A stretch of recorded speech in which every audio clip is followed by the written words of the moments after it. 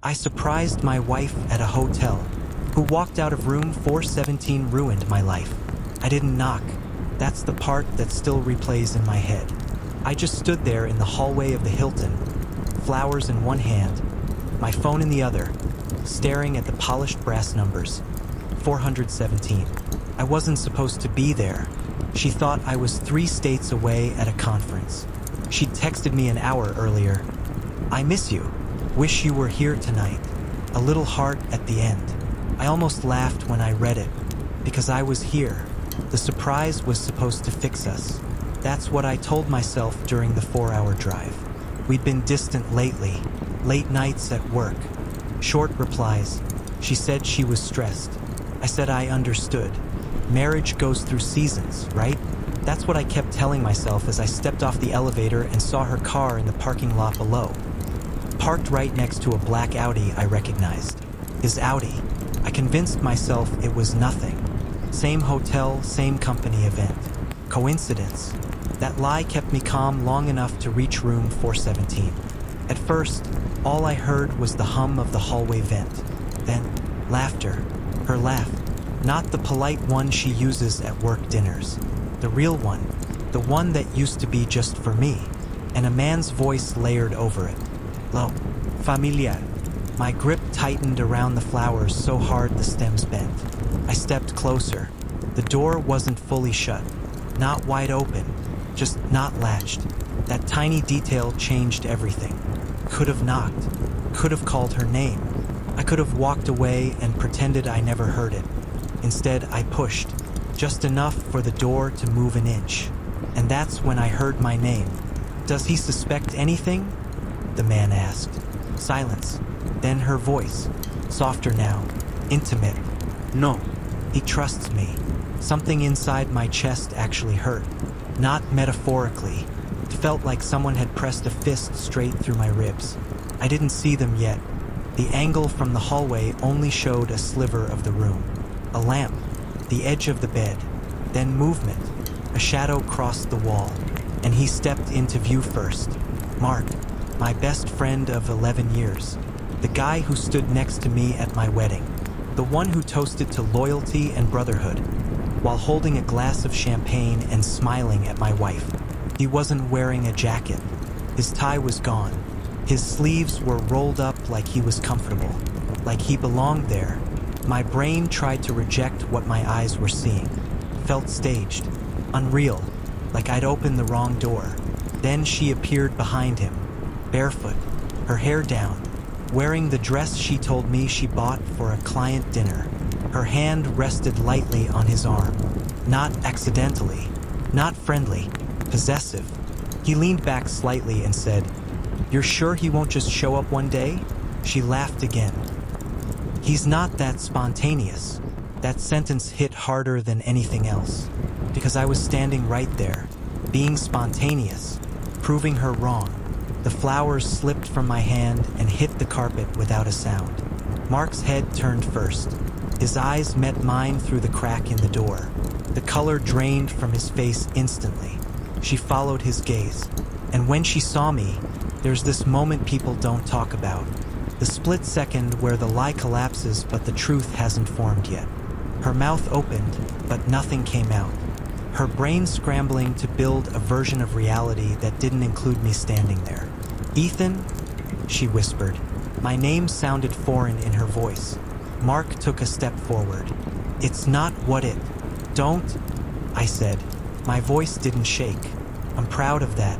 I pushed the door fully open and walked in. The room smelled like her perfume, the same one she wore on our anniversary last month. The bed was messy, not just rumpled. Used. I didn't look at it for long. I looked at them. "You've been lying to me for how long?" I asked. She started crying instantly. "No de lie," like she'd practiced it. "It's not serious," she said. It happened." Mark ran a hand through his hair. "We didn't mean for you to find out like this." That sentence almost made me laugh. "Oh, so there was a better way?" I asked. Neither of them answered. That's when I noticed something else. On the desk near the TV was a folder. Open. Inside were printed documents. I recognized my name at the top of the page. Divorce papers, already drafted, already filled out. My chest went cold. I walked over and picked them up. My hands finally started shaking then. "You were going to file?" I asked quietly. She wiped her face. "We were going to talk to you." "We," I repeated. Mark didn't even flinch. That's when it clicked. This wasn't new. This wasn't a drunken mistake. This was planned, strategic. They'd been careful, calculated, waiting for the right time. And I had driven 4 hours with flowers in my hand, thinking I was saving my marriage. "You've been playing me," I said. "No," she insisted. "I was trying to figure out what I wanted. And you figured it out in a hotel room with my best friend?" She looked down. That silence was louder than anything else in the room. I felt stupid. That's the worst part. Not angry, not even heartbroken yet. Just stupid. All the nights she stayed late. All the times Mark defended her during arguments, saying I was overthinking things. All the group dinners where they shared glances I thought were harmless. It had been right in front of me, and I trusted them both. I set the divorce papers back down carefully. "You know what hurts the most?" I asked. Neither of them spoke. "I would have fought for you. I would have fixed whatever was broken. But you didn't even give me the chance." She started to say something, but Mark cut in. "Ethan, maybe this is for the best." I turned to him slowly. "For who?" I asked. He didn't answer. Of course he didn't, because the truth was obvious. It was for them, and I was just the obstacle. I walked to the door. Neither of them tried to stop me. That hurt too. When I stepped back into the hallway, it felt surreal, like the world should have paused or shifted or cracked open. But the elevator dinged like normal. People walked by laughing. Life kept moving. I looked down at the crushed flowers still on the carpet outside the room. And for a second, I almost picked them up. Then I left them there, because the surprise wasn't for her anymore. It was for me. And I was just starting to realize that walking away from room 417 wasn't the end of the story. It was the beginning. By the time the elevator doors closed, I still hadn't cried. I expected rage. I expected some dramatic breakdown in the parking lot. Instead, I just felt hollow. I walked past her car, past Mark's Audi. I stood there for a second staring at both of them parked side by side like it was the most natural thing in the world. Then my phone buzzed. Her name lit up the screen. I declined it. It rang again. Declined. Then a text. "Please don't leave like this." Like this. Like I had done something wrong by witnessing it. I got in my car and sat there with my hands on the steering wheel. I didn't start the engine right away. I just stared at the hotel entrance, half expecting them to come running out after me. They didn't. That told me more than anything else. I finally drove home. For hours alone with your thoughts is a dangerous thing. Every memory becomes suspicious. Every joke, every late-night phone call, every "he's just a friend" echoing back like a punchline. The worst part? Mark had been at my house 2 weeks ago, sitting on my couch, drinking my beer, asking me how we were doing. He knew.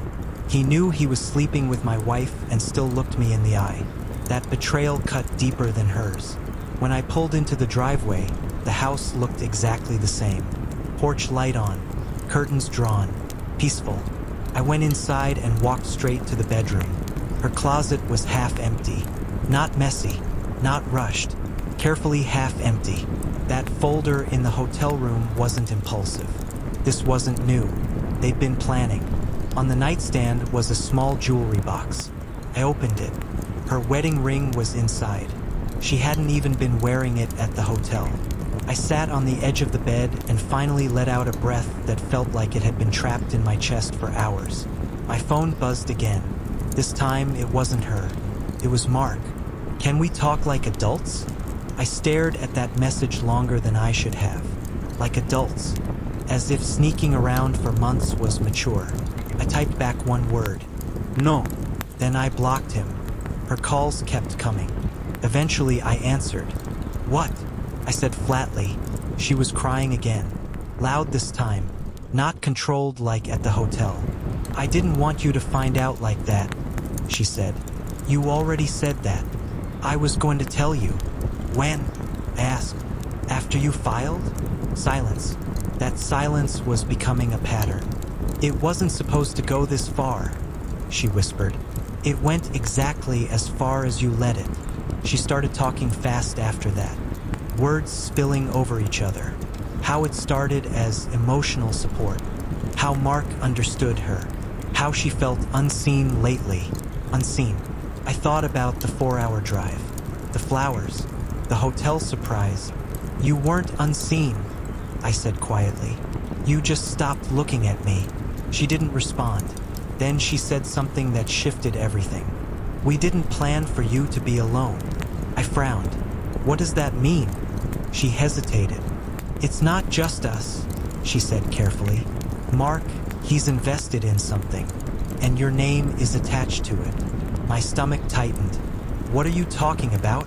"The business partnership," she said. "The real estate thing." My blood ran cold. 6 months ago, Mark had pitched me an investment opportunity. Small apartment complex renovation. "Low risk," he said. "High return." I trusted him. I signed. "You said it was just paperwork," I said slowly. "It is," she insisted quickly.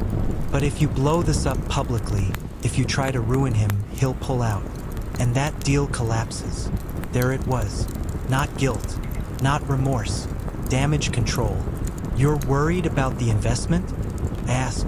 "I'm worried about you losing everything," she shot back. I almost laughed. "You already took everything that mattered." That shut her up, but the seed was planted. After we hung up, I went straight to my office and pulled out the contract folder. I flipped through the pages carefully. There it was, my signature, his signature, and a clause I hadn't paid enough attention to at the time. If one partner withdrew due to personal conflict, the remaining party assumed full liability for outstanding loans. Loans. I checked the attached documents. $280,000. My chest tightened again, but this time not from heartbreak, from realization.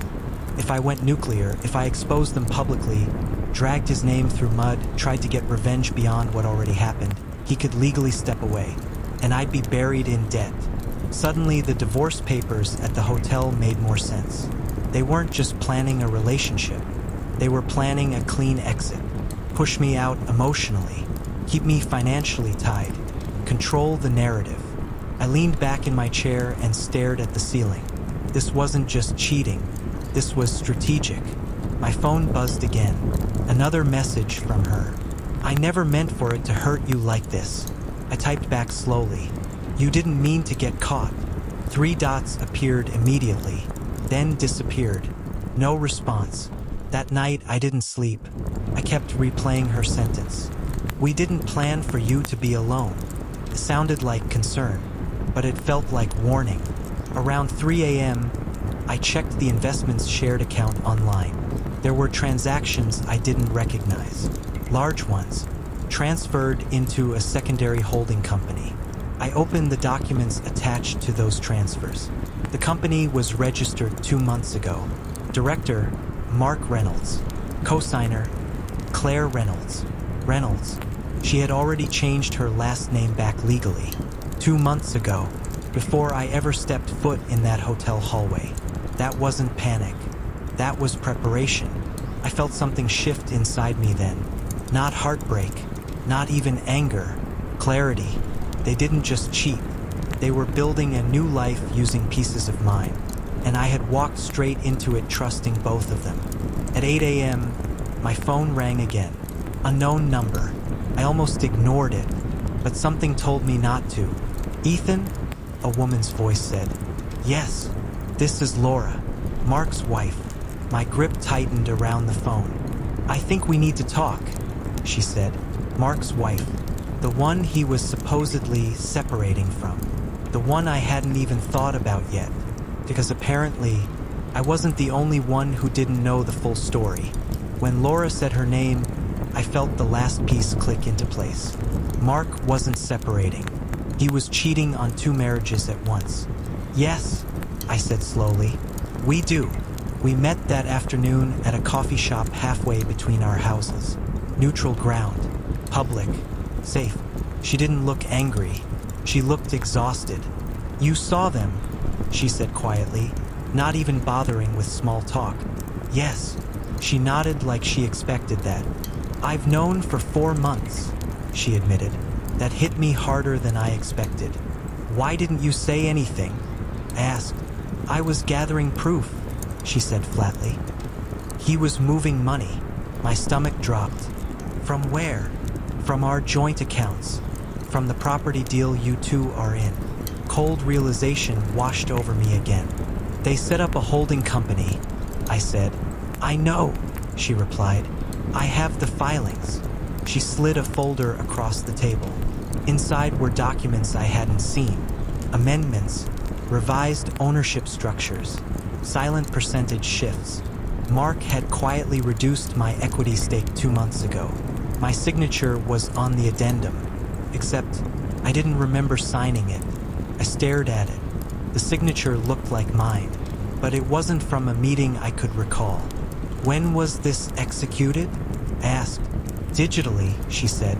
Through DocuSign. My chest tightened. Claire handled most of our shared email accounts. If a verification link came through, she could have accessed it. You think she... I started. Yes, Laura said firmly. I think they both did. I leaned back in my chair, trying to process the scale of it. The hotel wasn't just an affair. It was the celebration of a plan already in motion. They were restructuring everything, shifting money, setting me up to either stay quiet or drown financially. I was going to confront him next week, Laura said. But after what happened at the hotel, I figured you deserved to know first. I looked at her carefully. You're not here to defend him? She actually laughed at that. No. I'm here because if he sinks, I don't want to drown with him. Fair enough. Why didn't he leave you? I asked. She held my gaze. Because my father co-signed his first business loan. If we divorce under infidelity grounds, he loses access to a lot more than just me. There it was. Mark wasn't in love. He was calculating. Same as Claire. I felt stupid all over again, but this time not emotionally. Financially. Do you have copies of everything? I asked. Every transfer, every amendment, every offshore reference. Offshore. That word hit different. They moved money overseas? I asked. Not yet, she said, but they opened the channel. For a long moment, neither of us spoke. 2 spouses, same betrayal, different angles. They thought you wouldn't check, Laura said finally. They thought I wouldn't show up at room 417 either. A small, humorless smile crossed her face. So what do we do? She asked. And that was the first time since I pushed that hotel door open that I felt something other than shock. Purpose. I went home and spent hours reviewing every document she sent me, line by line. Signature by signature. The digital timestamps told a story. Claire had accessed my email the same night the amendment was sent. 2-factor authentication had been approved from our home IP address while I was out of town. At the conference, the one she insisted I attend, I sat back in my chair and stared at the ceiling. She didn't just cheat. She orchestrated timing. The conference, the hotel, the paperwork, all aligned. My phone buzzed again. Her name. I answered. What now? I asked calmly. She sounded nervous. Mark's freaking out, she said. He thinks you're going to sue. Should he be? I asked. Silence. Ethan, please don't do anything impulsive, she said. We can settle this quietly. Quietly. The word felt insulting. You forged my digital signature, I said flatly. She froze. I don't know what you're talking about. Claire. Her breathing changed. You think I wouldn't check? I continued. You think I'm that stupid? It wasn't like that, she rushed. You were going to sign anyway. We just expedited it. Expedited. She was unbelievable. You committed fraud. I said. "It's not fraud if you would have agreed," she shot back. I actually laughed at that. "That's not how law works." There was panic in her voice now. "You'll destroy all of us if you push this," she said. "All of us." She still lumped herself with him. "I'm not the one who started this," I replied. "You'll ruin your own investment," she warned. That was the part they were counting on. Fear, financial loss, staying quiet to protect myself. But they miscalculated something. They assumed I still cared about preserving what we built together. I didn't. "You should have picked someone who doesn't read contracts," I said quietly. Then I hung up. That night, Laura sent me one more document. An email chain between Mark and Claire. Subject line, "Exit strategy." Dated 3 months ago.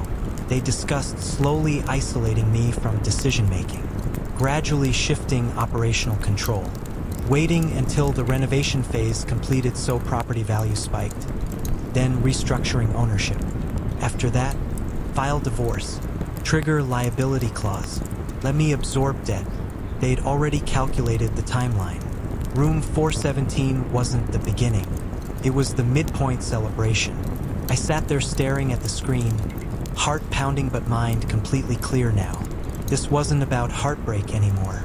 It was about survival. My phone lit up one last time that night. A text from Claire. "Please don't make this uglier than it has to be." I typed back one sentence. "You should have thought about that before room 417. She didn't reply. The next morning, I scheduled a meeting with a corporate fraud attorney, because if they wanted to turn my marriage into a business transaction, I was done playing the emotional husband and ready to become the problem they never saw coming. I didn't confront her the night I saw it. That's probably the part that still makes me look like the biggest idiot in the room. Because when your wife of 9 years walks into your house at 2:14 a.m., barefoot, heels in her hand, mascara smudged, and whispers, "You're still awake?" Like you're the one doing something wrong, most people would explode. I didn't. I just said, "Yeah, couldn't sleep." And I watched her lie to my face again. By that point, I already knew she was cheating. I had the screenshots. I had the hotel booking confirmation forwarded from her email to a secret folder. I had the GPS history from the tablet she forgot was synced to her account. I even had audio from the cheap voice recorder I hid under the passenger seat of her car. What I didn't have yet was the full picture. And that's what part 3 became. The full picture. The next morning, she acted normal.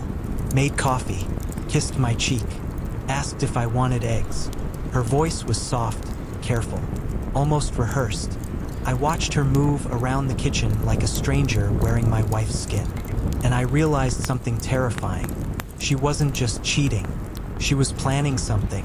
2 days later, I got the confirmation. The man she'd been meeting wasn't just some random guy. He wasn't just a coworker. He was her old college ex. The one she used to call the one that got away. The one she swore she'd never speak to again because he wasn't good for her. He lived 3 states away, which meant she wasn't just sneaking around locally. She was flying. That's when the money started making sense. The missing $8,000 from our savings. The investment opportunity she said she messed up on. The random girls' weekends that didn't have any tagged photos. She wasn't just cheating. She was building an exit. I hired a lawyer quietly. Didn't tell anyone. Didn't confront her. I just started preparing. Then came the night everything cracked open. She thought I was at work late. I told her I had an overnight shift. Instead, I parked down the street and waited. At 10:37 p.m., a black SUV pulled into our driveway. She walked out with a suitcase. Not a purse. Not an overnight bag. A suitcase. He got out of the car, and they kissed. Not a drunk mistake kiss. Not a guilty kiss. Orilivt kish. Like 2 people finally done pretending. That was the moment I understood. She wasn't having an affair. She was leaving, without telling me, without ending it, without even giving me the dignity of the truth. I didn't run up. I didn't scream. I didn't record it. I let them drive away. And then I went inside and did the most important thing I've ever done in my life. I changed the locks. The next morning, she started calling at 6:12 a.m., then texting, then panicking. Why can't I get in? What is wrong with you? Are you insane? I didn't answer until noon. I sent one message. I know everything. Your stuff is in the garage. Talk to my lawyer. The meltdown was instant. She showed up screaming, neighbors watching, crying about how I was ruining her life, saying it wasn't what it looked like, claiming she needed space and that I was controlling. That word, controlling. Funny how the person sneaking off with a suitcase says that. Her family called me. Her friends messaged me. I sent them screenshots, flight confirmations, hotel bookings, GPS history, silence. Then the truth leaked out in layers. She had been talking to him for almost a year. She had applied for jobs in his city. She had already toured apartments. And the most brutal part? She had told him she was waiting for me to mess up so she wouldn't look like the villain. I was just supposed to eventually slip, yell, get angry, hit something, give her a clean exit story. Instead, I stayed calm, and that destroyed her plan. The divorce was ugly, but quick. The evidence was airtight. The financial records were clear. The affair timeline was undeniable. She tried to spin it at first, said I was distant, said I worked too much, said she felt lonely. But loneliness doesn't book flights. Loneliness doesn't transfer thousands into a secret account. Loneliness doesn't pack a suitcase at 10:37 p.m. In court, she finally dropped the act. She looked at me once, just once, and I saw something I hadn't seen before. Regret, not for cheating, for getting caught before she could leave clean. 3 months after the divorce finalized, I heard through mutual friends that she moved in with him. 6 months later, they broke up. Apparently, the spark wasn't the same without the sneaking around. Apparently, real life doesn't feel as exciting when you don't have someone at home to betray. I didn't feel victorious when I heard that. I felt empty, because here's the part no one tells you about catching a cheating spouse. Winning doesn't feel like winning. It feels like grief. You grieve the version of them you thought existed. You grieve the version of yourself who trusted blindly. You grieve the future you already pictured. And then one day you wake up and you don't check their social media. You don't replay the footage in your head. You don't wonder what you could have done differently. You just breathe. It's been a year now. The house is quieter, but it's peaceful. No late night lies. No weird energy. No pretending. Sometimes I think about that night in the car, watching them kiss under the porch light, and I realize something strange. If I had confronted her earlier, she would have twisted it, gaslit me, maybe even made me doubt myself. But waiting gave me clarity. Waiting gave me leverage. Waiting gave me control. So was I an asshole for installing the camera? For checking her emails? For changing the locks before confronting her? Maybe. But I'd rather be an asshole who knows the truth than a fool who lives in a lie. And if you've ever felt that gut instinct screaming at you that something isn't right, listen to it. Because sometimes the most dangerous betrayal isn't the cheating. It's the plan behind it.